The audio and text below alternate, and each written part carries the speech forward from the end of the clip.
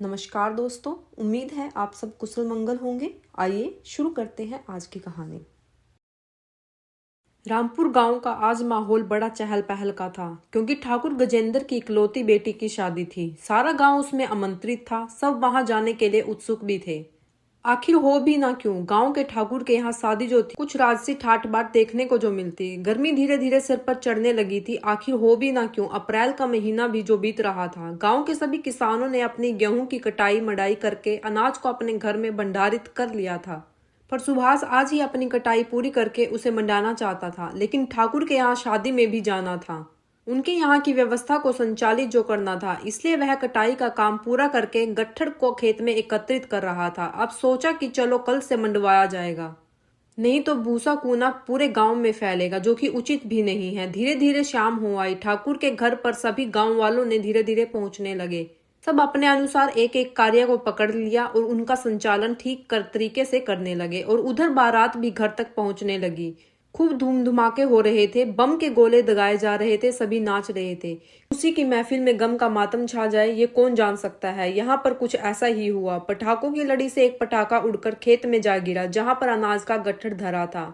सूखे हुए गेहूं के गट्ठर में धीरे धीरे करके आग पकड़ ली, जो कि सुभाष का था। अब उसे इस बात की खबर लगी तो वह सब कुछ छोड़ छाड़ कर भागा। तब तक आग ने अपना प्रचंड रूप धारण कर लिया था। सारा अनाज जलकर राख हो गया। सुबह ठाकुर के बेटे की विदाई की डोली निकल रही थी तो दूसरी तरफ सुभाष की अर्थी। कुदरत की यह कैसी माया थी। एक ही गांव में जहां सहनाई की धुन बज रही थी, वहीं दूसरी तरफ गम के चित्कार उठ रहे थे। सुभाष ने इतना बड़ा कदम क्यों उठाया? क्या उसकी मेहनत का फल नष्ट हो गया इसलिए, या उसे अपने परोपकार अपनी मूर्खता दिखने लगी थी? पर जो भी था, सुभाष के अंतर्मरण ने इस जमाने को त्यागने का निश्चय कर ही लिया था। सब कुछ नष्ट हो जाने के बाद भी वह पुनः ठाकुर के घर गया, उसके सम्मान के लिए पहुंचा था और उसकी व्यवस्था का संचालन भी बखूबी से किया। कौन सा व्यक्ति अपने दुख को भूलकर किसी की खुशी में शरीक होने जाएगा?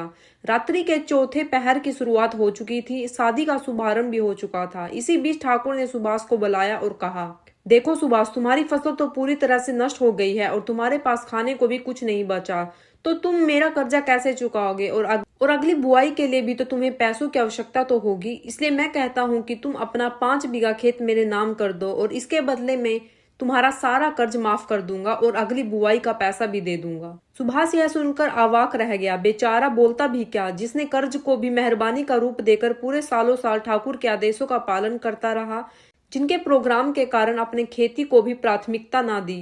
क्या इन सब की कीमत ठाकुर की नजर में कुछ भी न थी?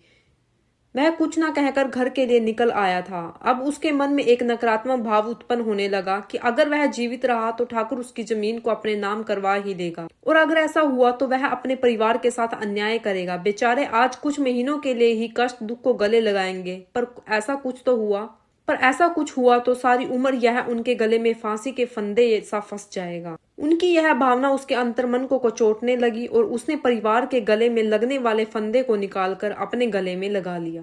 वीडियो के अंत तक बने रहने के लिए आप सभी का धन्यवाद। अगर आपको ये कहानी अच्छी लगी है तो प्लीज चैनल को शेयर, लाइक और सब्सक्राइब कीजिए।